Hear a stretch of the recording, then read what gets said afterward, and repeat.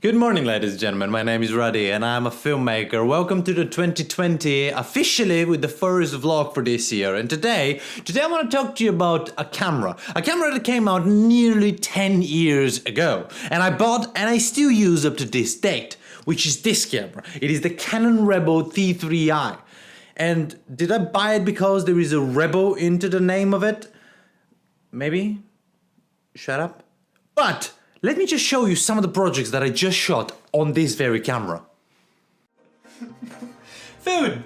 It doesn't matter who we are or where we live, we all eat, and we all tell our stories through our food. My name is Ruddy Nikolov, and today I'm gonna share one of mine. Here is my recipe for baklava.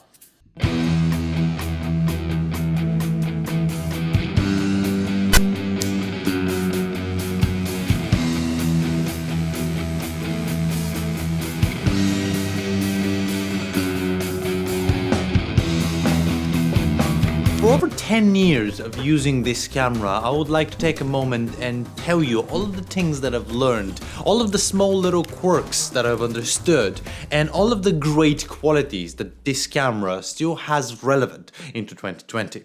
The very first thing I want to say is durability. Canon has been an incredibly durable product. Everything that they produce pretty much has that quality of, well, you can put it through its paces. As I said, I've used this camera for 6 years and I've never had a problem with it.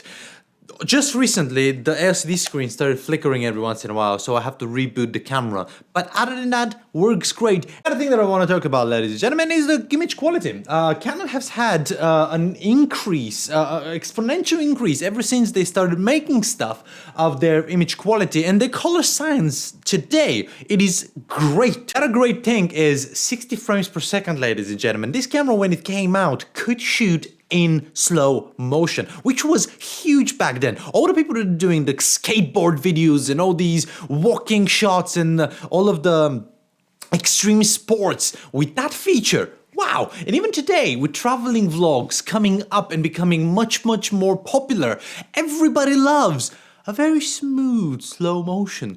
Basically lenses. For this camera, you can find lenses galore, especially with today's world where everybody has a DSLR and Canon managed to monetize the EF mount so successfully. I keep seeing vintage lenses, Zeiss lenses from the 80s converted and put an EF mount onto. Basically, I can put a vintage lens on this camera and I can get a fantastic image. Another thing that I've learned about this camera, ladies and gentlemen, that doesn't come into the box is CineStyle. CineStyle is a picture profile that you should definitely put onto the camera if you're using this camera. Basically, that allows you to have a slightly flatter image. And what that means is when you start color grading, color correcting, and basically touching up your images in post, you have that much more latitude to move your image up and down into the blacks and into the whites, which is a perfect segue into the other thing that I've learned about this camera. Highlights. If you're ever using this camera, it is going to be much more easy to bring an overexposed image back to a very usable image than it is to bring it from a underexposed image. The ISO of this camera, not the greatest, not the best. I would never really shoot anything above 400 ISO, very rarely 800, but anything above that is, in my opinion, unusable. It's just too noisy, but you can go all the way up to 3300. So that's that, but it's sort of up to you. And while we're on the subject of things that are not perfect with this camera, autofocus. This camera doesn't have that feature, but to be honest, if you are telling films, if you are writing stories, if you're following characters, you're recording scenes, you should be in charge of the focus. You should be telling the audience exactly where they should be looking in any given time while you're recording. You shouldn't allow a piece of technology to choose that for you. And that segues perfectly into what I want you to understand, which basically is something that not a single camera manufacturer would ever tell you. The camera doesn't matter.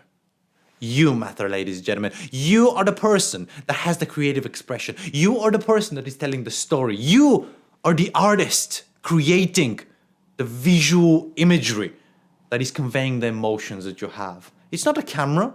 The camera just captures it. Where you put the camera, what you do with it, that's what matters, ladies and gentlemen. And I really hope that this was a useful video, and thank you so much for sticking around for the very first vlog for 2020. It was slightly longer than usual, but I hope that you grab whatever cameras available to you, this being a GoPro or Canon Rebel or the next or something or the other that Blackmagic is doing, and go and tell your stories. Record the visuals, create the characters, and express yourself. Just be you. In a world filled with other people, why should you be anybody else? And at the end, I haven't touched myself. Not in that way. Shit. In my heart, I touched my heart emotionally. I touched myself emotionally. I'm not making it better, am I?